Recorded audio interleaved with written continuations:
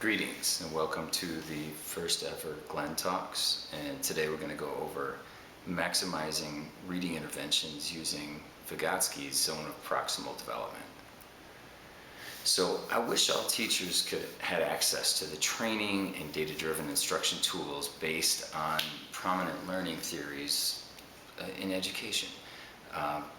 More precisely, I'm talking about using Vygotsky's proximal zone of development, which I'm not going to go into detail and explain here. There's plenty of those resources on the web. But really using that model for material selection and grouping of intervention groups. Now, at my school, we are doing this, and we're basically trying to get the best results for our interventions. So first off, I believe you'd need a screening tool.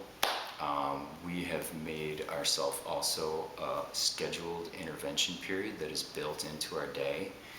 And the last part is you need a flexible team of invested teachers to actually work with this project. So it's important to look at student diagnostics, and then you tailor the instruction to the student. Here I've got a student's information. It is anonymous. And you can see the scale that goes from urgent intervention to on watch to at or above grade level. Now this particular student is at or above grade level. We're going to continue to look at some of the information here.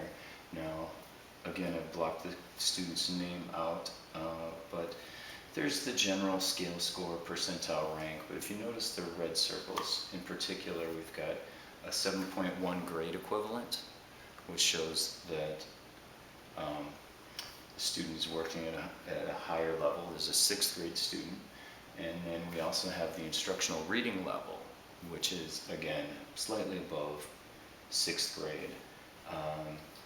On the bottom is the specific zone of proximal development. Now that has a pretty broad range, but note that it does match up to that top grade equivalent.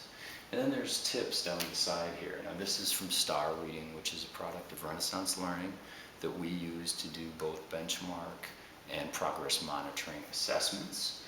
But what helps out is they have a lot of tips here. So in particular, they're saying best instructional materials are around 6th grade level. So to include an intervention period gives that student an opportunity to work at their level of development. And what we did as a team was we created groups for students from 6th through 8th grade, and it was based on their instructional reading level. Another thing you would definitely want to consider is what teachers are you going to match to which groups, and what materials are you going to use when you're working with those different groups.